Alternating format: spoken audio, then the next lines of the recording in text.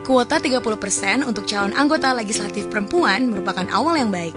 Setelah terpinggirkan lebih dari 50 tahun di panggung politik, upaya kuota ini setidaknya memberikan ruang bagi perempuan untuk ikut dalam proses politik dan memperjuangkan suaranya. Hadirnya perempuan dalam parlemen diharapkan dapat menghasilkan undang-undang yang berpihak pada perempuan dan anak. Selain untuk kepentingan perempuan sendiri, kontribusi apa yang bisa diberikan perempuan ke masyarakat lewat parlemen? Kita yakin perempuan sesungguhnya lebih memahami aspirasi perempuan. Tapi, kuota 30% ini baru langkah awal. Ada beberapa tantangan dan pekerjaan besar yang harus diperjuangkan. Pertama, para calon wakil rakyat perempuan harus meningkatkan kualitas dan kapasitasnya, serta memperluas jaringannya. Jaringan yang luas serta identitas sosial yang kuat adalah modal penting yang akan mengantarkan caleg perempuan ke parlemen. Perluas jaringan dengan membangun kedekatan dengan konstituen, kuatkan identitas sosial dengan aktif memberikan alternatif pemecahan masalah yang dihadapi masyarakat. Lakukan hal ini jauh sebelum proses pemilu berjalan, sehingga masyarakat tak melihat caleg perempuan sebagai caleg karbitan, tapi akan menilai kiprah dan karya nyatanya.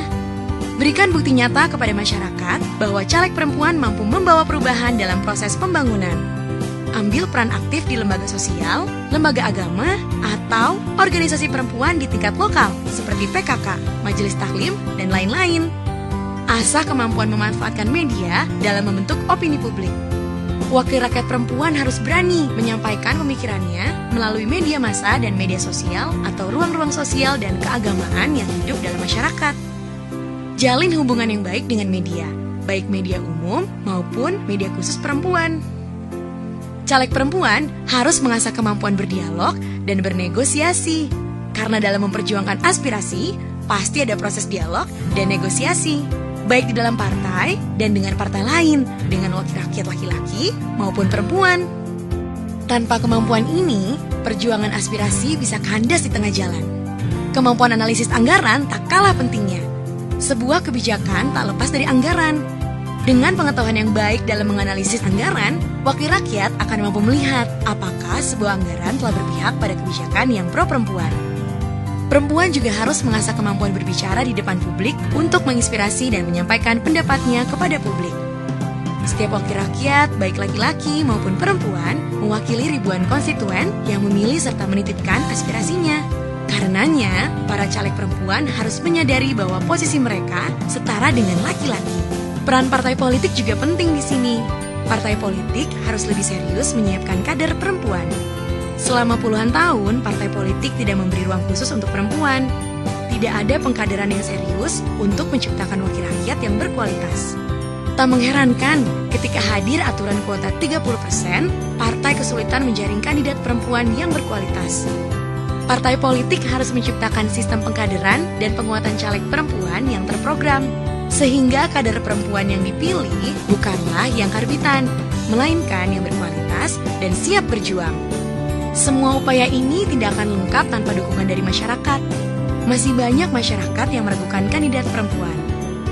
Tak bisa dipungkiri, budaya atau kepercayaan sangat memengaruhi pandangan masyarakat terhadap pemimpin perempuan. Sebagian masyarakat masih beranggapan politik bukanlah tempat untuk perempuan.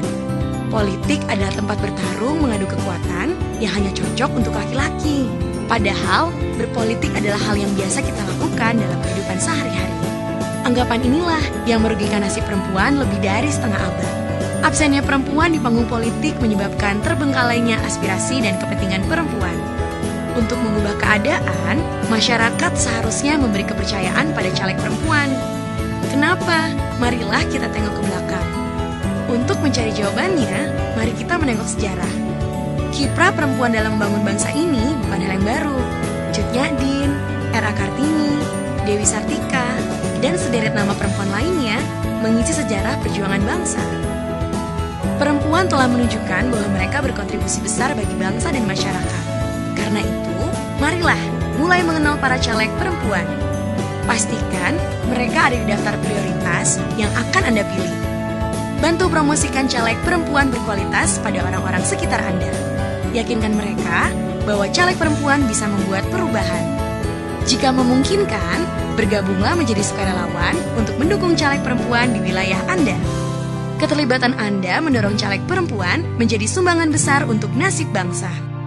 Karena demokrasi bukanlah demokrasi tanpa partisipasi perempuan.